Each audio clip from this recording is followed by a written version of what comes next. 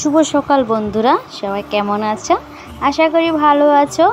রোজ দিনের মতো আজকেও আবার চলে এলাম তোমাদের সাথে একটি নতুন ব্লগ শেয়ার করার জন্য। তো আজকে আমার ব্লগটা হলো অম্বুবাচীর দ্বিতীয় দিন। তো অম্বুবাচীর দ্বিতীয় দিনটা কীভাবে কাটালাম সেটাই তোমাদের সাথে শেয়ার করতেছি।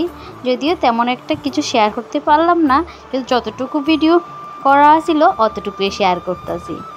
তো অবশ্যই সময় একটু লাইক কমেন্ট করো আর আমার পাশে থেকো। আর যদি নতুন বন্ধুরা হয়ে থাকো অবশ্যই আমার চ্যানেলটাকে সাবস্ক্রাইব করে পাশে থেকো। সকালবেলা ঘুম থেকে উঠে কিন্তু আমাদের দুই জায়ের আশিবাসি হয়ে গেল। তো আমি আগে স্নানটা করলাম, তার লাগা পূজাটা দিয়ে নিতে আসি। তো অম্বুবাচীতে তো সকালবেলা পুজো দিতে হয়, তো তার লেগে সকালবেলায় পুজো দিতে আসি। আর অম্বুবাচীর যেদিন প্রথম আসিল ওই দিন কিন্তু আমদুধ দেওয়া হয়ে গেছিলো। তো আজকে আর দিলাম না, একদিনই দিলাম। তো আজকে এমনি অন্য প্রসাদ দিয়ে কিন্তু পূজাটা সাইরা নিতে আসি। প্রথম অম্বুবাচীর দিন কিন্তু অনেক সকালবেলা ঘুম থেকে উঠছি। ওই যে দেখতেই পেলাম অনেকটা ভোরে ঘুম থেকে উঠলাম এবং 5টার মধ্যে স্নানও সেরে নিলাম। তো আজকে একটু লেট হয়ে গেল, আজকে ঘুম থেকে উঠতে 5টা বেজে গেল। তো প্রায় 6টা বাজে যে আমি পূজা দিতে আসি। আর বাইরেতে এত রৌদ্র যে বোঝাই যায় না, মনে হচ্ছে সকাল 11টা বাজে। তো আমার যেসব বন্ধুরা আমার সব সময় ভিডিওগুলো দেখো এবং খুব সুন্দর সুন্দর কমেন্ট করো, তো তোমাদেরকে অসংখ্য ধন্যবাদ, অসংখ্য ভালোবাসা। তো এইভাবে ভালোবাসা দিয়ে যেও আর আমারও তোমাদের পাশে থাকার সুযোগ করে দিও। তো আর যেসব বন্ধুরা আমার ব্লগ ভিডিও দেখো আবার মাঝে মধ্যে যে সাবস্ক্রাইব করে রাখো আবার সেটা তুলে নাও, তো এরকমটা করো না। যদি ভালো না লাগে দেখো না, তবে এরকমটা করো না। আসলে তো আমরা একটু ভাবি যে আমাদের সাবস্ক্রাইবটা একটু বাড়ে, তো তারপর আবার দেখি যে সাবস্ক্রাইবটা কমে গেল। এরকমটা হলে না মনটা অনেক খারাপ হয়। তো যাই হোক, যদি ভালো না লাগে তো দেখো না, কিন্তু বারবার একবার সাবস্ক্রাইব করে আরেকবার আনসাবস্ক্রাইব করে দাও। তো এটা ঠিক না, আমার চ্যানেলেও তো একটু ক্ষতি হয়, তাই না? তো যাই হোক, তো আশা করি এই ভুলটা আর কেউ করো না। তো এদিকে কিন্তু আমার পূজা দেওয়া হয়ে গেল। তারপর বাইরে এলাম ওই যে তুলসী গাছে জল দেওয়ার লাইগা।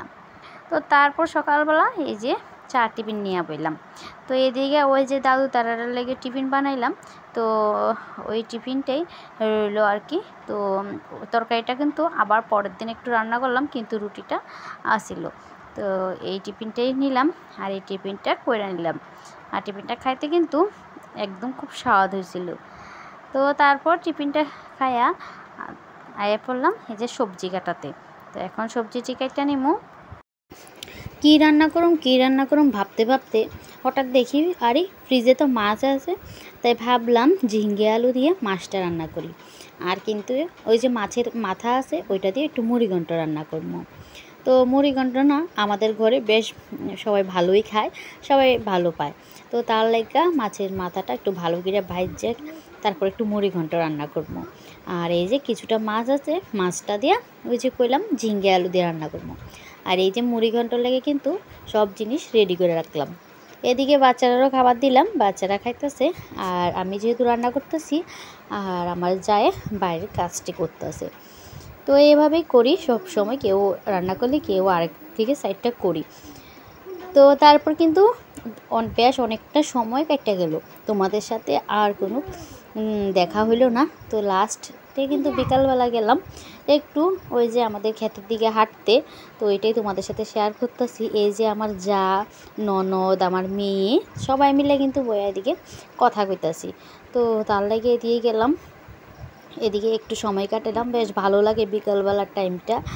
তো একটু হাঁটাহাঁটি করলাম।